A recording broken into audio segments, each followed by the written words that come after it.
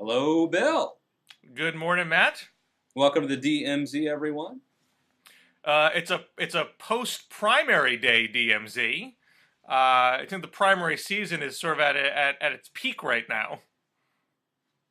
We're just getting into it. Last night, Tom Tillis, the so-called establishment candidate, easily won the Republican primary. He had to get over 40%. I think he got like 56% in order to avoid a runoff. He will now face Kay Hagan in November in what appears to be a competitive, you know, competitive race now. I've seen two competing narratives about that race and the notion of an establishment versus Tea Party narrative in general. One is that. By the way, there's a good Stu Rothenberg column of a roll call this week. It sort of lays out here. There are a lot of races that really aren't, quote unquote, Civil War primaries. But here are the handful that you could plausibly say people have chosen sides if you want to keep score. And so there's this one sense that, yes, there are a bunch of races out there where the Chamber of Commerce types are squaring off against Freedom Works and Senate Conservatives Fund and the other Tea Party type groups. And let's see who wins this battle of the primaries. And there's another narrative that I've seen pushed by Ed Kilgore over at the Washington Monthly, which is this is no civil war. There's no grand ideological dispute here. Tillis in particular said some very far right comments about the poor a couple of years ago that fit quite snugly with the Tea Party philosophy. So yeah, there may be some tactical and stylistic differences here, but it's not really an ideological division that we're viewing. Do you have a sense of which narrative is close to the truth, or is there elements of the truth to both narratives? I think elements of truth to both, but I think I would come down a little bit more on the latter. I think that this is maybe an indication that the Tea Party has already won, ironically. I mean, the easy story would be to write The Empire Strikes Back, that Tillis's victory is the triumph of the establishment. But I think this is more of an example of a pendulum swing, of a party and a movement searching out its identity. I think that it's maybe now reached a sort of leveling out where, look, we had the low-hanging fruit, right? Early on, you had some really quality Tea Party conservative candidates like Marco Rubio and Pat Toomey running against some really kind of old and fat and happy and establishment corrupted people like Arlen Specter and Charlie Crist. We're now on like the third generation of this attempt, and I think it's less this sort of a Manichaean struggle now. Tom Tillis, the establishment candidate, is probably pretty darn conservative. Certainly not a villain. Is as easy to sort of villainize as say like a Charlie Crist or something.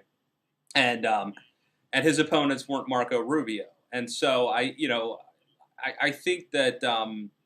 What happens when you have movements like the Tea Party is, their ideas get co-opted, and then other incumbents either get smart, get religion, or get ousted. And so it's hard to surprise people multiple times. And so I think that, the Tea Party, good and bad things came out of it. But at the end of the day, I think that they may now be a victim of their success. But I feel like they sort of got their message across and did accomplish some things. There are going to be some interesting races to watch. I expect Mitch McConnell to vanquish Matt Bevin in Kentucky. Really interesting one. A couple races coming up. One in Oklahoma where you have Congressman Lankford versus, I think he's a Speaker of the House, T.W. Shannon. Shannon is half Native American, half African American. Lankford has the evangelical community on his side. That'll be an interesting race. In Nebraska, You've got this three-way race: Ben Sass, who the conservative movement has coalesced behind. You've got Shane Osborne, who I guess now has become more of an establishment candidate. And then you've got a guy named Sid Dinsdale, who is a self-funder who is starting to show up in the polls, who could sneak up and sort of surprise everybody. So I think these are really interesting races to watch, but I don't know that the sort of Republican Civil War narrative is all that true anymore. I mean, I guess the question for me is, I mean, I agree. I don't think this series of primaries is going to ideologically recalibrate the Republican Party in any way. They think they're still very firmly conservative at this point, and there's not a lot of real serious move to the middle in this primary process. But there is a question: has the party base learned to choose the more electable candidate? The person is not going to make the rape comment 1 week before election day, who knows how to who has a filter before they speak. The question, I guess, in North Carolina with Tillis is, I assume, I haven't followed too closely, but you can say, per Ed Kilgore's point, yes, I'm sure he said some very awful things in the past that you can pluck out the videotape and try to make some hay of it. But that's not quite the same as being so inept that you keep doing it, particularly, in the final stretch of a race. I assume by the establishment supporter on Tillis that they think he's not that kind of guy, that he will hold it together. But I guess you don't always know. I don't think people knew. I think people had a sense of Todd Aiken. I mean, Claire McCaskill essentially helped the Republican primary electorate choose Aiken by beating up the other candidates in the primary process because they figured Aiken was not fit for prime time. But I don't get the sense that people had that sense of Richard Murdoch in advance. Mm-hmm. That people didn't assume Murdoch. No, was I talked to some like an establishment Republican who told me that Richard Murdoch was, I don't know, like at the Capitol Hill Club or the National Republican Senatorial Committee or someplace, and met all the muckety-mucks, and they loved him. And there was no sense that he was going to implode. And just for folks, that was the Indiana Senate race in 2012, which so you can retroactively sort of throw him under the bus and blame the Tea Party and say he wasn't vetted. But I think that that there was no indication that was going to happen. In the case of Todd Aiken, you're right. I mean, the Democrats picked him. They tried to do that in North Carolina. Molly Ball over at The Atlantic has an interesting piece about how Hagan was trying to basically defeat Tillis in the primary, and that this is a pattern. Harry Reid did this, tried to get Sharon Angle, and got her. And so this is something Democrats have been quite adept at doing. It did not work in North Carolina. In the case of Todd Aiken, there is some revisionist history, though, that I keep trying to point out. Despite the fact that the Democrats sort of wanted him and saw that he was susceptible to these sort of things, he wasn't the Tea Party candidate. I mean, not Sarah Silverman, who was the candidate that I'm thinking? Steelman. And that's who Palin was behind. Right. Steelman was really much more the Tea Party candidate. Aiken was sort of more like the Mike Huckabee evangelical candidate. He had been a member of Congress, and so it's not like he was, sort of a nobody. So in any event, he may have been a poor choice, but you can't, it's unfair to pin the Tea Party, to pin him on the Tea Party. Now, the other race that I think is particularly relevant, I mean, some of this discussion speaks to our conservatives being more savvy in the conservative candidates that they pick, and early evidence suggests that they are. They're not doing the Christine O'Donnell thing lately. But you have the case of Congresswoman Renee Ellmers in North Carolina. I believe she will face off against Clay Aiken now, although I guess that race is not quite called, but Aiken had the lead last time I checked.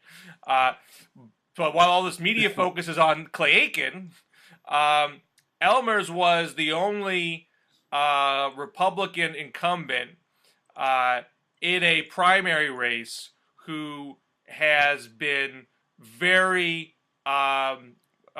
upfront, aggressive, in your face, in favor of immigration reform, a pro-immigrant immigration reform stance. You know, she went on Laura Ingraham and had it out with her on national radio, saying that it's perfectly conservative to be for immigration reform. And there was a Tea Party candidate that she faced off against. He made immigration front and center, and she won that race pretty handily. I've seen some of those nitpicking saying, oh, she only had 56% and she had 80% before, and the Tea Party challenger had barely any money. What do you expect? And well, but the point is that it didn't attract any money. It didn't attract a mass uprising against her. Sure, obviously, when you take a firm stance, you're going to lose some support from, you know, near unanimous. But the point is, she took the stance and she handled it quite adroitly. So one, she did that. That's a signal to others that even in fairly conservative areas, you can take that stance and survive. And number two, apparently this is the only situation like that. That there haven't been other. I mean, that there are other Republicans out there who have made some noise of immigration reform. They haven't attracted any Tea Party ousters. This is probably the only race. This is in all the House races where this is happening. So that's number two. And my final point is, I think this is a potential vindication of Boehner's constant zigzagging, the Boehner two-step, where he indicates he's for immigration reform and then he backs away and pins the blame on Obama. You know, he gets mocked for being hypocritical and weak in doing this, but I think there's a logic to it, which is I'm trying to keep the issue alive without fostering a massive Tea Party pitchfork brigade that tears the party in two. If I can keep this at a low simmer during the primary season, we'll be in good shape to actually tackle it when the primary season is over, essentially after June. So that's my thoughts about that. I don't know what you think. Well, look, I think it is interesting because the anti-immigration reform folks are so loud and so passionate about their issue that they do sort of punch above their weight. And I think one does get the sense that they have more clout than they actually do have. Now, I think it would also be probably, wrong to sort of attribute Renee Ellmers' victory to the fact that this issue doesn't have legs, because I think I do think it does. It can move the grassroots. It's just, how good was her opponent? It's so hard to beat an incumbent. You got to, the stars have to align, kind of thing. So, the whole like big deal, no deal, little deal. I mean, I think this is like a little deal. So I wouldn't want to say that this means that you can be, sort of be pro-immigration reform and not fear any sort of repercussions in a Republican primary. On the other hand, I think that it probably is indicative of the fact that I think that the Laura Ingrahams of the world, who can be very loud and very aggressive, don't have the troops behind them that they may claim. Speaking of loud and aggressive conservatives, Benghazi reappeared this week, and there was this memo that got released that came from, I believe, Ben Rhodes, who was on the National Security Council staff. I forget what his exact title is, and I guess suggested that he had some role in the creation of the talking points the day that Susan Rice went out on TV. I don't want to get too much into the back and forth about is this the smoking gun or not. There's plenty of other places you can have that discussion. But what I think is, I think the question on the left, if I may, is why do conservatives keep going back to this well? What is the point? Is it that, I mean, there's some mockery this week? Fox News was covering the Obama Angela Merkel joint press conference, and they cut away and said, we'll only come back to this. There's a Benghazi question. When Obama administration put out its new climate report yesterday, Dana Perino said, well, one of these meteorologists interviewing the president, why don't they ask about Benghazi? It seems to rise to this level of obsession. And so the question is why? Is it that they think this is good politics, that is actually going to be a good way to trip up Obama or trip up Hillary down the road? Is it that there is a sincere belief that this is the Watergate, that if they could just pull this thread, the whole house of cards is going to come down?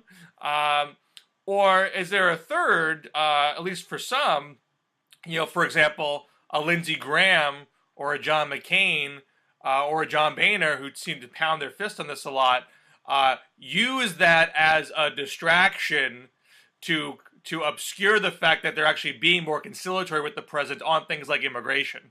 I imagine, like many things, maybe it's a combination of it all. But as someone who is inside the conservative movement, when you talk to folks about Benghazi, what is the level of sincerity / level of cynicism that you think is brought into this push?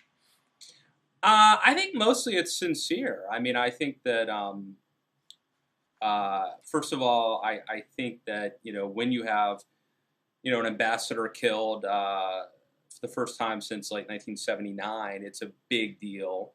I think there's a sincere desire to sort of get to the bottom of why our intelligence didn't see this coming, why the consulate wasn't reinforced, why there wasn't an effort to rescue the 4 people who were killed.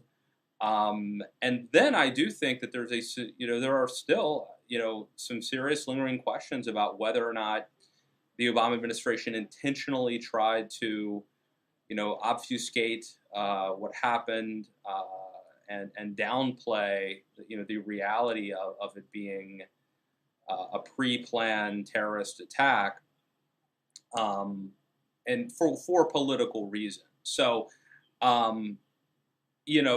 do some people think that this is smart politics or they can score points? Yes, I'm sure. But I really do believe that for most people, this is a very serious issue that they are sincerely want to get to the bottom of. And in fact, I would argue that may actually blind them to the political realities, which is that this may turn out to be bad politics for Republicans, and they may still push forward because they believe it's the right thing to do.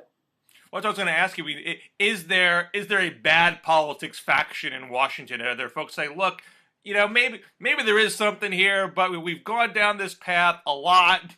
It embarrassed Romney in the debate. We got embarrassed when we flogged that CBS report a couple months ago, and it turned out to be phony. We just keep looking bad every time we have an itchy trigger finger about this stuff. Maybe this is a little something. Maybe we should take a look at it. Maybe we should, investigate and talk to some people and see if there's more there instead of getting all overly excited right away. Because a lot of times these leads don't pan out, and then we look like we're not focusing on the issues that other Americans care about. Yes. I mean, I think that's why John Boehner didn't pursue this select committee until this most recent, FOIA request produced this email. So I think that there has been a concern with that. I mean, if you go back to 1998, a year in which the president was indicted, Republicans still lost seats. President wasn't indicted; he was impeached. Excuse me. Hear about that in the comments. President Clinton was impeached, I think, in December of 1998, and a month earlier than that, Republicans lost a lot of seats, even though they had really proven that they were right on the facts. They were still punished. They were still punished by the electorate. I thought they didn't lose that much, just so they didn't have big gains that they expected. It was kind of like a think maybe Democrats had a few small, but it was the 6-year itch. But it was bad enough. A, it was bad enough that that was part of the reason I think that Gingrich was ousted. Right. Because of that, and yeah, in a midterm, you're supposed to you're supposed to pick up seats, and if you're the party out of power. Right, and like this, people should remember. I saw a couple things this week. Well, man, that's a bad parallel. But here's the better parallel: is that there's a New Yorker piece that reminded us about Reagan's Benghazi, which was Beirut, where there was issues about not having proper security at the Marine barracks there, and a much larger terrorist attack occurred that killed hundreds of Marines, and Democrats were not able to turn that into their political favor, even though obviously it was a very serious issue. Mondale was bringing it up in the debates in October of '84 and got nowhere with it. And even Iran-Contra, which a very serious scandal. Obviously, Reagan wasn't on the ballot after that, but Democrats were not able to turn that into a referendum on George H.W. Bush. So I think we've talked about this in past shows, but scandal politics seem to have pretty limited, political juice. I mean, obviously there's the occasional Watergate. Maybe you actually get the guy but more often it doesn't amount. Well, but Bill, even as you pointed out, Watergate didn't work out that well for Democrats. No, not in '72.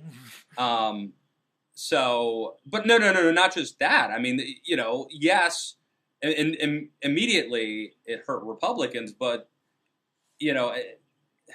Republicans still went on to dominate, the generation after that. I mean, that maybe I'm confused, correlation and causation. I mean, but it's not like it ushered in. Yeah, it didn't spark an ideological shift for a generation. 1974 was a good year for Democrats. There were the Watergate babies that got elected, so they did have a short term. And Jimmy Carter, I'll never lie to you. I mean, right. And Gerald Ford got screwed on pardoning Nixon. So I mean, I think they had Democrats had a good little window in there, because of Watergate. But maybe they thought like we're going to go with a knockout punch. That this is the way. Right. This is the new model, and it didn't work. It certainly didn't work on Reagan. And not even in Iran-Contra. So it seems to argue for, I think everyone would agree. I think folks on the left would agree that it is proper to investigate intelligence failure, security strategies, all that type of stuff. What can we do better next time? Everyone would like to have that discussion, but you could have the discussion in a much sober way without always pushing for, let's see if there's a cover-up here, that's where it seems like Republicans lead with their chin repeatedly and never really get the goods, perhaps because the goods aren't there. But it would seem more important even if you thought the goods were there, as a political risk to pursue, it seems it's a pretty low odds you're going to get it. Maybe you're better off just trying to solve the immediate problems of security and intelligence in a more low-key way. Well, look, I think that's the question. I mean, how, this is our third thing, right? So there was the economy is going to take down Obama. Then it was Obamacare. We're going to just talk about Obamacare. And now there's this, right? And I think that, if this is handled prudently and responsibly, it could potentially help Republicans or maybe just be a side issue, right? But if this becomes the dominant issue, and here's where you could have this sort of ironic problem of Fox News. I mean, if they make this into the dominant issue, putting Trey Gowdy, whom I am not sold that he is the best face in terms of the communicator, the front man of this, although he did do well this morning on Morning Joe, so maybe I'll be proven wrong. But this could be the thing. Is on one hand, if this is sort of handled as a serious inquiry that's sort of ongoing, but not the dominant issue, then maybe it just, maybe it doesn't matter that much. But I think there is a problem or a concern, if this becomes the dominant issue, if Trey Gowdy becomes the face of the Republican Party, and if the brand of the Republican Party becomes about this investigation, even if they uncover some legitimate facts and responsibility, I don't know that that's a win politically for them. I think it's dangerous. I mean, again, if this is a side dish and part of their electoral plan, that's one thing. But if this becomes the dominant issue and not Obamacare, not the economy, I mean, see, I think Republicans do well when it's about the Democrats, right? Because nobody likes the Democrats. Nobody likes politicians. But the only thing the American public hates worse than the Democrats are the Republicans. So if there's a boomerang effect and this becomes about Trey Gowdy, about the Republicans' witch hunt, I think that's not necessarily a good move for Republicans electorally. Again, you could argue it's the right thing to do morally, but electorally is what we're talking about here. Now, I know that you think it is morally correct to pursue the Benghazi allegations, and you think it is immoral to embrace identity politics. But you have recently argued that identity politics might actually be more politically sensible, and you're also arguing now that perhaps pursuit of Benghazi is not politically sensible. If I may segue into your column for the week about the newfound love of identity politics amongst Republican candidates. Well, and this shows the the dichotomy sometimes between what's right and what works. I mean, they're not necessarily the same thing. So what for folks who haven't gone to an uppity college, you mean the people who went to Shepherd College in West Virginia, the Rio Linda of liberal colleges. Those of us who went to Oberlin College know full well about identity politics, and that's where Lena Dunham went, right? among many other illustrious alumni, and Michelle Walken as well. That's correct. So the notion that you pursue politics based on people's identities, whether it's race or religion or sexual orientation or ancestral heritage, that you pursue politics by patching together these different coalitions and communities, which Democrats have been more open about in recent years, and Republicans have kind of wagged their finger at. But you are starting to see, according to your analysis, more Republicans, talking about vote for me because I'm a woman type of argumentation, and that arguably we haven't seen that as much in the past. I think we discussed this on a past show. I had said, look, Republicans, do Christian identity politics, and they do Catholic identity politics. They might do Southern identity politics, but there's all sorts of ways you can slice and dice identity that Republicans have long been comfortable with. And look, people have been going after the Irish vote and the Italian vote and the German vote, forever. So it's not really new. It's just when you do it with blacks or Latinos or gays, it seems more controversial for some reason. But I guess there are certain more Democrat Party identified identity groups that Republicans are trying to get in on. Like women, like minorities, and they're starting to talk about more openly now. You think that it might work, even though it makes you uncomfortable? Well, yeah. Look, it makes me uncomfortable because, I think it's sort of a fundamental belief of conservatives, at least modern conservatives, that we should be sort of colorblind and gender blind, and that the best person ought to win. And when you're saying, well, but strategically, I think a woman will be better because they won't be able to attack her as part of the war on women narrative, then what you're doing is, in a sense, discriminating against somebody based on their gender. You're discriminating against the white guy, basically. It's reverse, it's like reverse discrimination or something, right? Whether it's so in other words, if you truly believe in being colorblind or gender blind, then that means that you don't have. This is like why conservatives are essentially against affirmative action. But what we're seeing is conservatives practicing affirmative action, in a sort of de facto manner.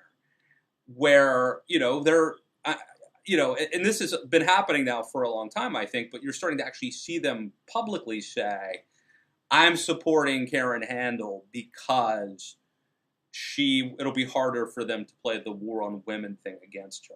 Or this candidate in Oregon, I think it's Webby, because she's a woman. Or in Jonathan Martin's New York Times profile of T.W. Shannon, I mentioned him earlier, who's half Native American and half black, where Sarah Palin says, even just the name, in other words, Sarah Palin is saying, like, we should nominate him because, what are they going to do? What are they going to, they can't say we're racist if we nominate him. And Ted Cruz in that same Jonathan Martin New York Times piece sort of like, wait a second here, let's not get involved in identity politics. So there is a debate and a struggle on the right as to whether or not to do this. They're doing it.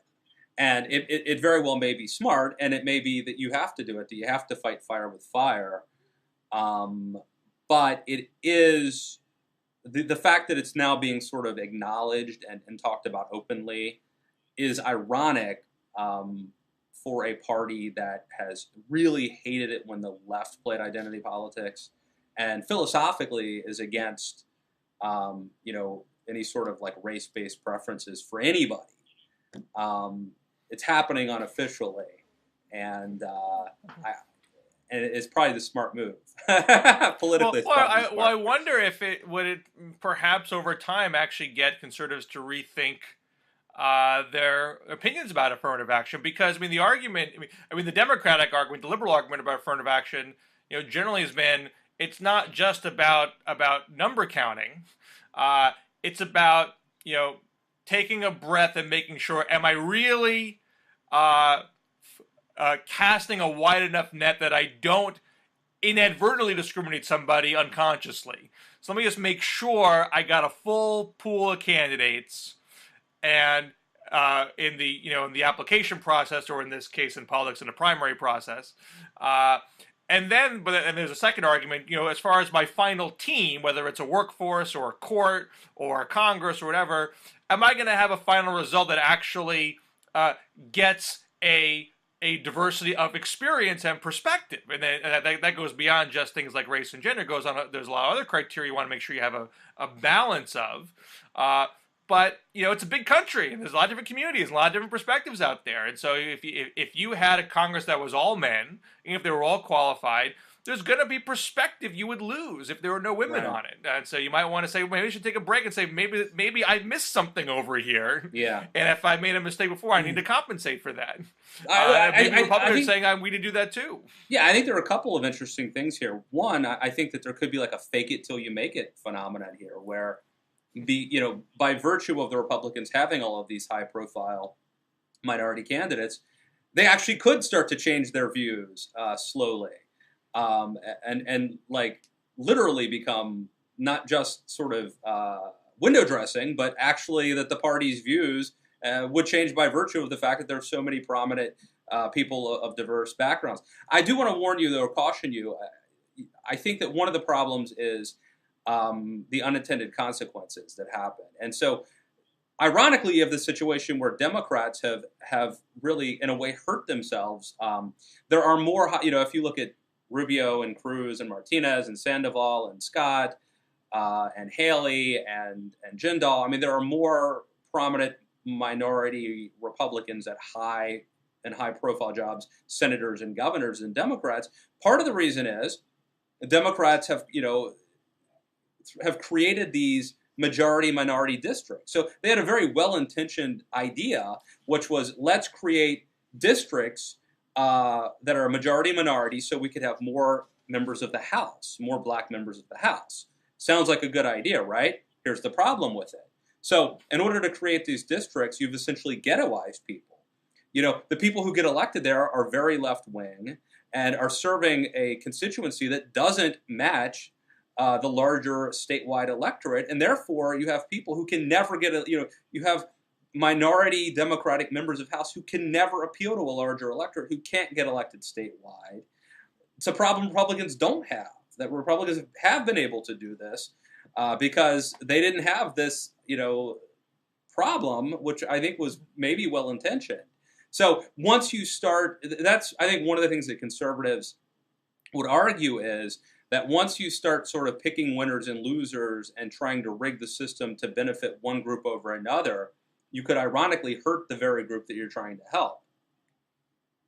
Well, I think, I think in the case of the minority districts you're talking about, probably got hurt the most for Republicans in that, they might have got a better deal in certain states that they ended up with more districts than the Democrats got, but they end up being, they only had to win with white votes for a long time in a lot of these places, and so that has hurt them now, and the country's changing demographically, and they need to figure out how to reach out these other communities.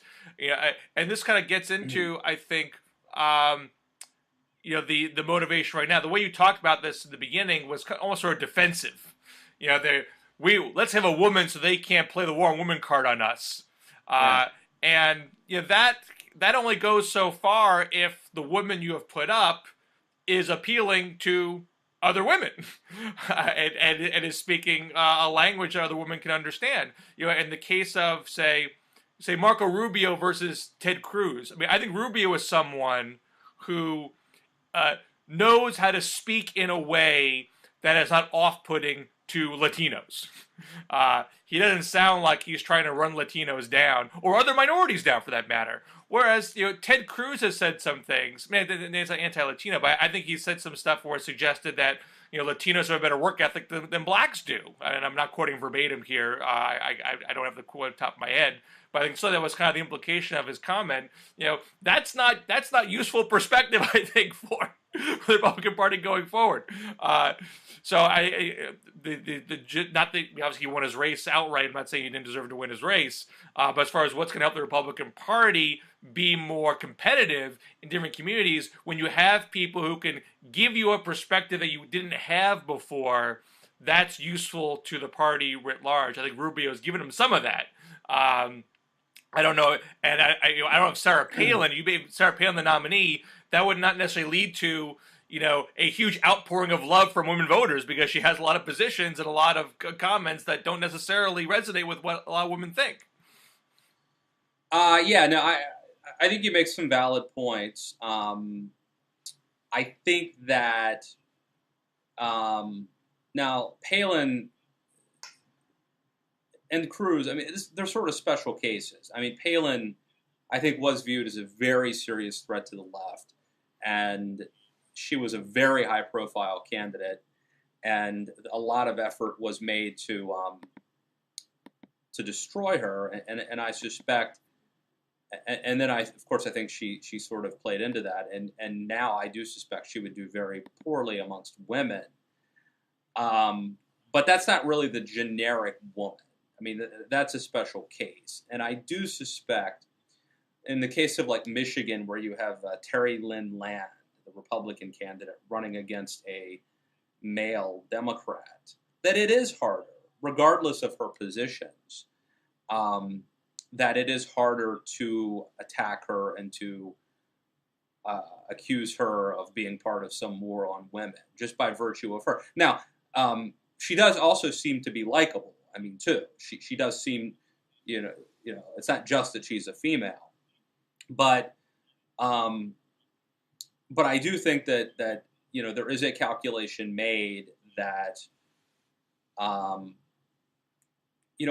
think that Republicans are tired of being accused, and conservatives are very tired of being accused of being racist, sexist, and they nothing ticks them off more than that. And so if they can support Herman Cain or whomever, that's sort of evidence that they're not what their enemies say that they are.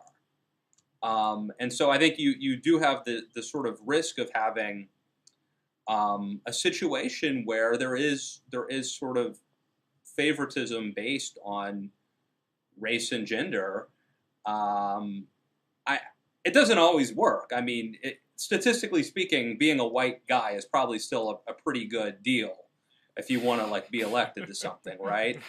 But having said that, all things being equal, if I'm in a Republican primary and I'm a conservative, do I like my chances a little better if I'm ethnic, if I'm a woman? I think I probably do in this era. And this, now you could argue, well, it's about time. White men have had, have sort of had it easy for a long time, and maybe turnabout's fair play. But I think it is. I mean, I do think that this is a phenomenon, and it's not definitive, but I think it's a selling point that can in the marketplace can set you apart. And so I think you're seeing it, and it's not just me saying it. It's people.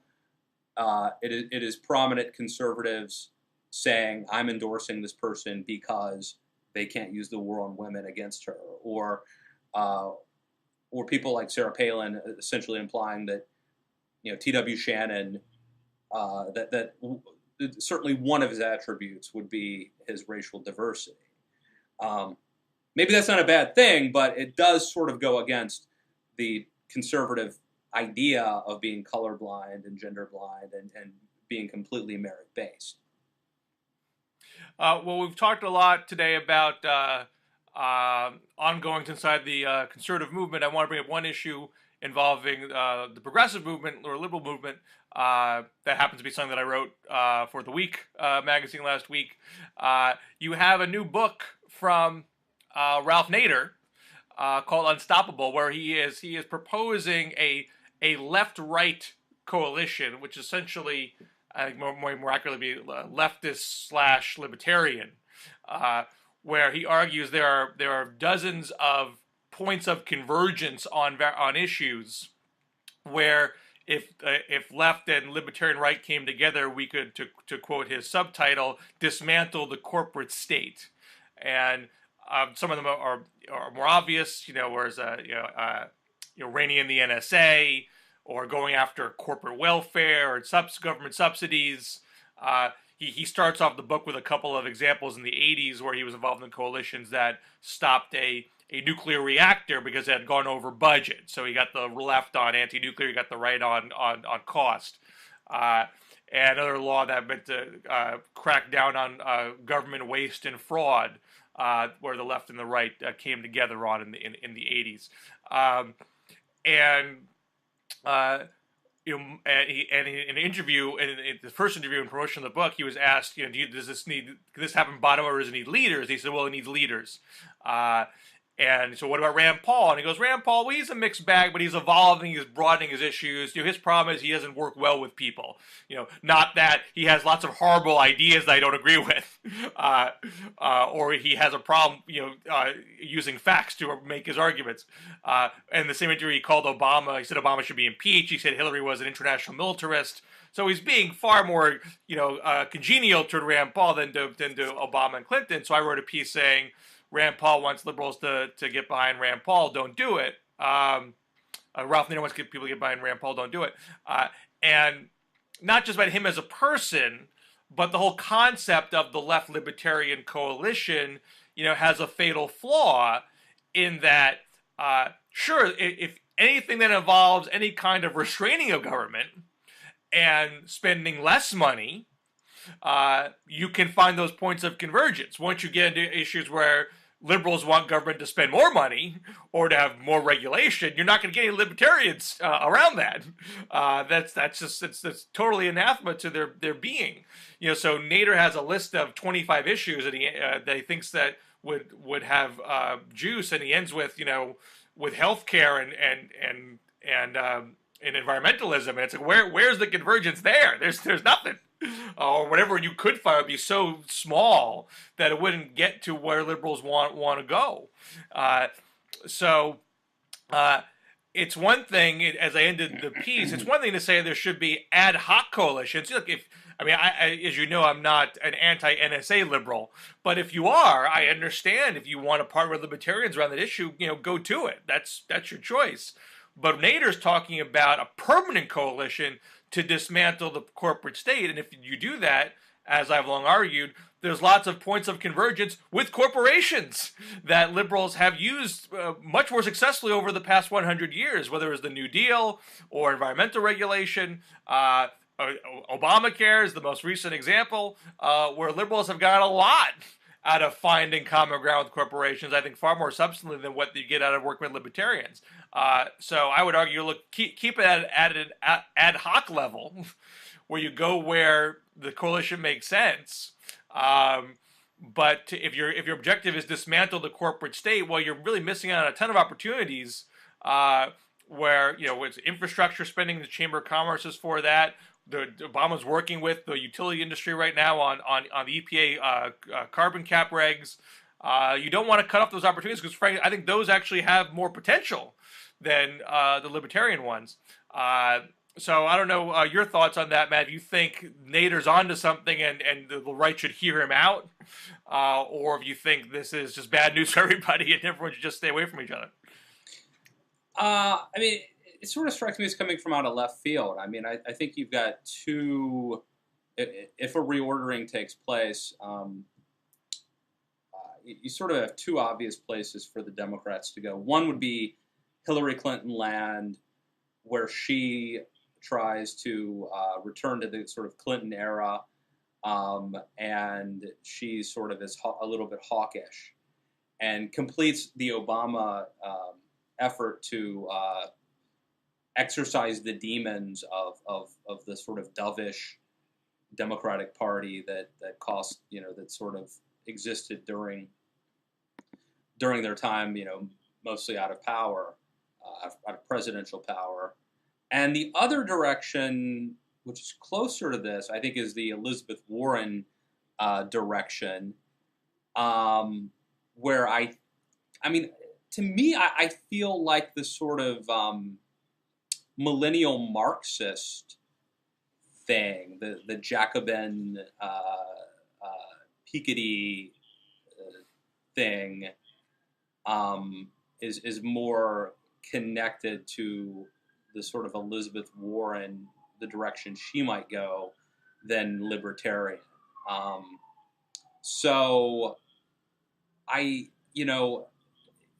it feels like the sort of civil libertarian wing on the left has I feel like taken a back seat. I mean, there is this kind of anti-corporatist strain that's represented by Elizabeth Warren, but I think that's more of like a class warfare, haves versus the have-nots thing than a distrust of governmental power thing. Maybe I'm wrong, but this strikes me as being out of touch with the zeitgeist.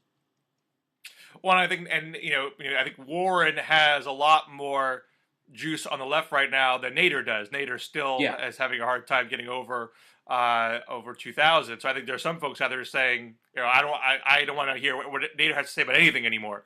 But I do think that he has more fans on a strain of the left that are cynical about Obama, who don't like the deals he's made with corporations, who feel he hasn't been hard enough on the banks, and some of those folks are hesitant about Hillary. They think she's too close to Wall Street, and so what concerns me as a Democrat is if the Nader view does gain traction and it siphons off a degree of Democratic support because people aren't thinking through and recognizing that, yes, we hate corporations for this and that, and we want to do more about the wealth inequalities and all that stuff, but that shouldn't cut off opportunities for common ground negotiation because they have been very fruitful for us in the past. Even if it may be impolitic to say, maybe look like a jerk for bringing it up, but that's just the history. And there's lots of other things that we do care about, particularly climate and infrastructure, where there is hard evidence of convergence with corporations that I think we need to pursue. So that's why I don't think it's totally out of left field. I do think there is that strain of the left out there that wants to wash their hands of anything involving corporate America, and are fascinated by Rand Paul, not just on the NSA stuff, but also on foreign policy. And so Nader in 2000 had a negligible amount of support. It was just enough in a close race to cause problems. But I do agree with you that I think Warren and Piketty or Piketty, I think is the proper pronunciation. I think they are capturing a broader chunk of the left. Of the left, they're capturing more of their imagination than Nader is. The question is Nader capturing enough to give Democrats some problems in 2016. Indeed. Well, perhaps we should leave it on that note, sir. It's a good place to leave it. Always a good time talking with you, Bill Scher. You too, Matt Lewis. Until next week, we'll catch you back in the DMZ. You got it. See ya, DMZ world.